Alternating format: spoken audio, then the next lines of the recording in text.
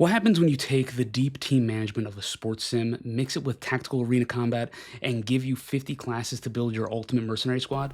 You get Eslabong, a brand new tactical auto battler and club manager that just dropped into early access today. Before we jump into the mechanics, a quick heads up.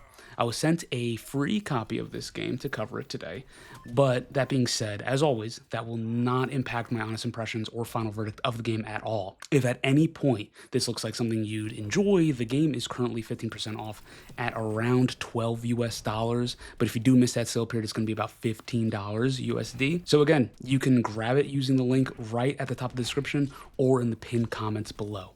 So let's get into the video. At its core, Eslabong sets you up as the manager of a mercenary club in a world where war has been replaced by arena combat. Your main objective, build a squad, enter seasonal leagues and tournaments, and climb to the top. Where Eslabong gets really interesting is its dual approach to combat. You have two main ways to play. Direct control, where you pretty much just control your character as the captain of the squad of 5 that you have, or 3 depending on, the different types of scenarios that you might be in, where you'll be aiming the abilities in real time, dodging, positioning, and doing all that. Or you could enter the auto battle like tactical mode, where you're doing all the strategy. You are setting them up with the different types of AI that they're going to function, where you want them to be, how do you want them to react, their formations and things like that, and just letting the AI handle the execution while you handle all the back work. So whether you want hands-on action or hands-off tactical strategy, both styles feel pretty good in this early access version. I will say from the demo, I feel like the AI has definitely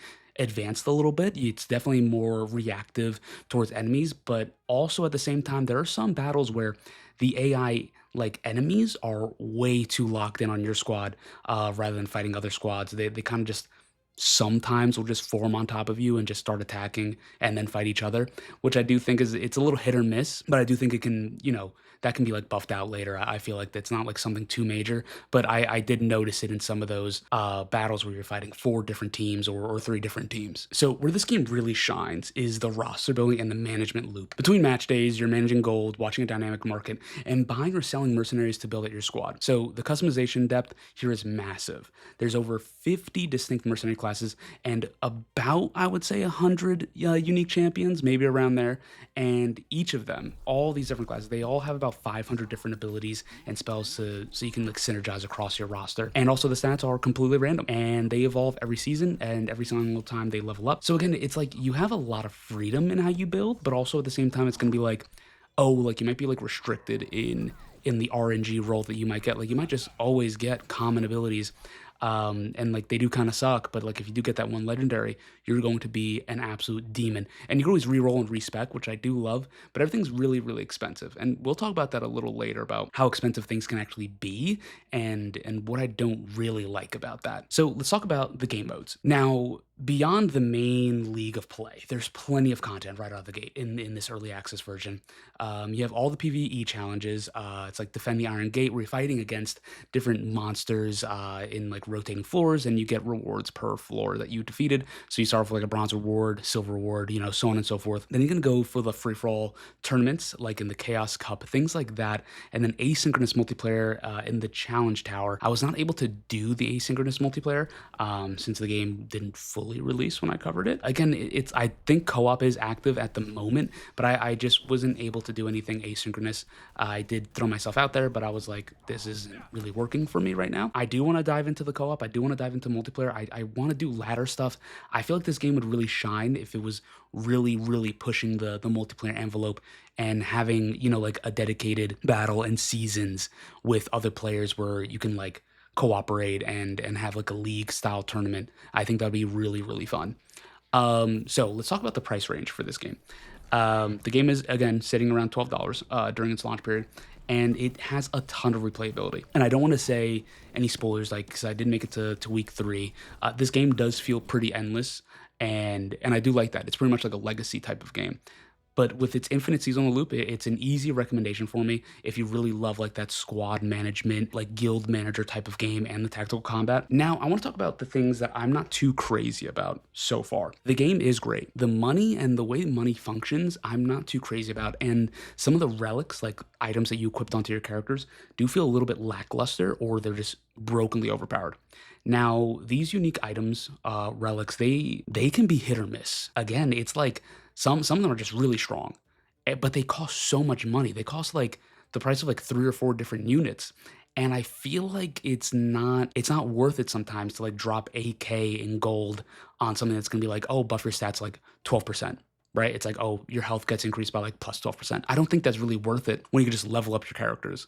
Maybe it's like later on, like late game type stuff where like those like micro stats really, really matter, but I didn't really feel it early on. And most of my guys are around like level 30, sitting around there. And I was like, I don't really like this that much. And of course, you can get items from like, reaching, the highest rank in like the ladder and always doing different like, challenges and stuff like that. But at the same time, I'm just like, I don't know how I feel about it. It's a little iffy. I do think the management when it comes to money needs to be worked on a lot. I don't like how little money you get after every fight. I do think it should be progressively increase as you go rather than just like sit around like the 100 per win, because things cost thousands of gold, like almost tens of thousands of gold. And if you aren't like buying and selling units, you're pretty much, you know, at like a loss. And I also don't understand how that market works.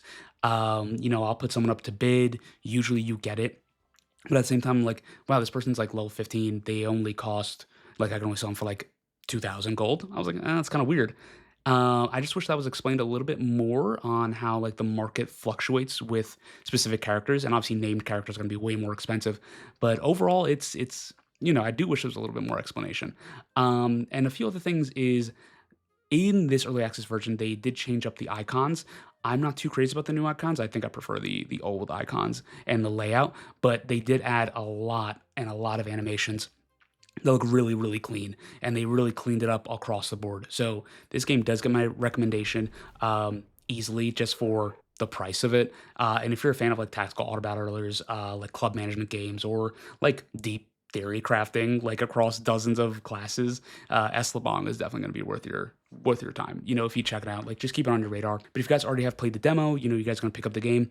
Let me know, like in the comments below, like what type of combinations you guys are trying to do. If anyone is interested in multiplayer, I'm really down to run it. I think they have an open Discord, so that'd be really fun to run it with a few people, and or even like co-op games. Let me know, and we can get this going. All right. Thanks for watching as always, and I'll see you guys in the next video. Bye.